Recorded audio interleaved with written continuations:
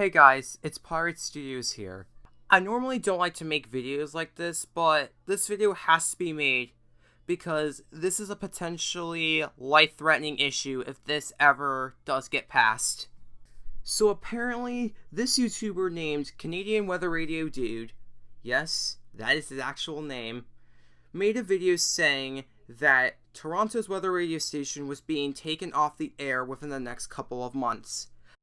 Hey guys, I know this is not going to be the only video today, but I just wanted to address a situation that I just heard over my weather radio. Right now, of course, it's going through the French cycle, so I have to wait until it goes through the English cycle, and then at the end of that, there'll be the message that I got today. And I heard people talking about this, and I was like, okay, well, Environment Canada is thinking of discontinuing Toronto Station. As you could already tell, you may think, oh, why is that the case?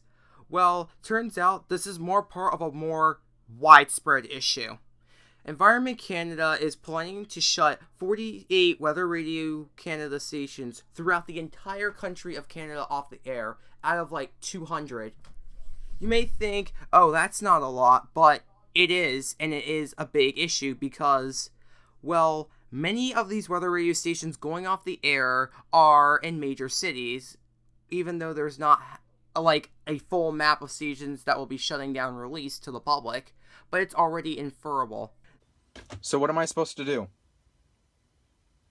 Environment Canada, tell me, what am I supposed to do? What are people who rely on weather radio supposed to do now that you take away this service to 5.5 million people?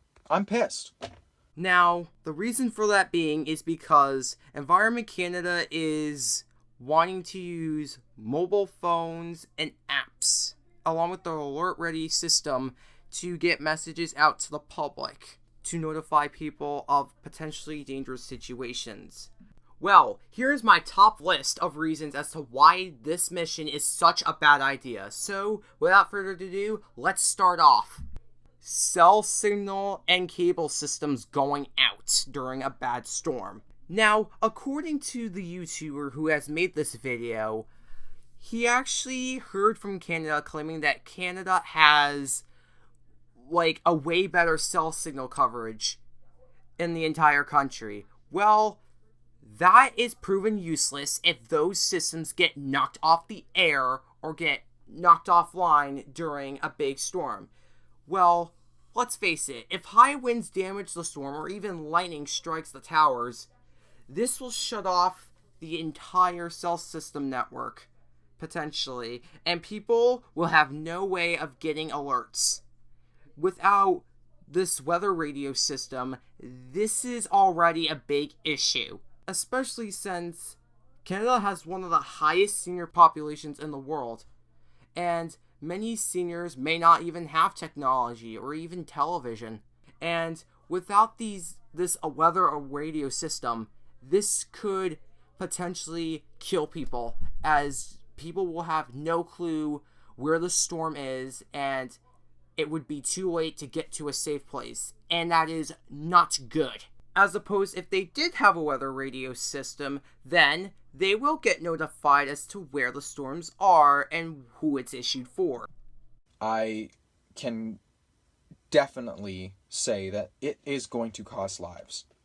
If the situation does come at hand where, God forbid, power and cell service is out, how are you going to alert the people?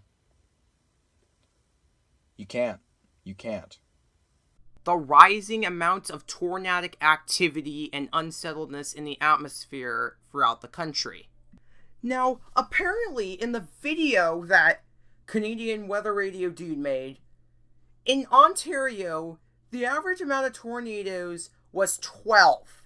But this past year, and this is something that he can vouch for, they have gotten 20. Yes, 20 tornadoes within the past year or few. As you can already tell, that is a very big problem already, because that is another potential tornado alley being formatted. And if this weather radio network in these major cities, or wherever those 48 may be, go out, then in those rural areas where these stations serve, or the suburban areas, people will have no way to get coverage or additional coverage for those specific alerts. Even the less severe alerts like high wind warnings and, well, rainfall warnings, even though those are technically also serious as well. It's just that people won't have time to prepare. And then when you haven't advertised this at all as someone's last defense in terms of severe weather, which is something that Canada is getting way more of. We have 20 tornadoes in Ontario. You've seen the amount of tornado warnings that I've gotten on this weather radio. 20. Our average is 12. Severe weather is getting worse year and year out. Now I'm not even going to have a weather radio to, record videos with, like to document a day. The potential for lack of warning to mariners and storm chasers. Okay, another point that Canadian Weather Radio dude made. Well, who the heck is going to be out on the water and who's going to want to open an app while they're driving their boat? Already, that's distracted driving, but who the heck thinks they got time as opposed to having a weather radio on them? Same case with a storm chaser. You obviously can't look at a phone while driving, but also out in the water and out in the plains of Regina, Calgary, Edmonton, and Saskatoon, where there's nothing out in the fields or even cell service. The chances for getting those phone notifications is very, very slim. So without these advanced warnings, well, they won't be able to see the storm coming, let alone be able to get to shelter in time, or even be able to see the storm coming and notify emergency management where it is. For people who are boating, do you think people who are driving a boat have the time to look at a notification on their phone to figure out, oh, there's a thunderstorm over there? If it sends a notification for marine alerts at all without having to pay for another app, think about it that way. There are many people that will be affected by this change.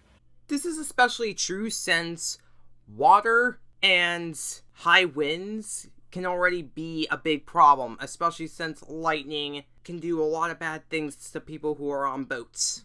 What if I go storm chasing? I don't have cell service in the middle of the fucking country.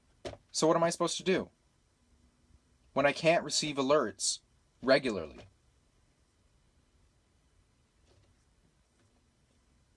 It's a big problem. If you can, even if you were in the US, even if you were outside of North America, please try your best and call the number or email them. Write it out, explain why weather radio is so important, because it can't just be my voice. Everybody has to reach out and explain to Environment Canada why this could be the worst decision they ever make. So, in the description will be a link to a petition that I have posted, and everyone, and I mean everyone, has my consent to download this video and mirror it, so that way you could share it with others. Also, please email, call, do whatever you can to get in touch with Environmental Canada to tell them how bad this is and why they need to really reconsider their decisions with shutting down these 48 stations.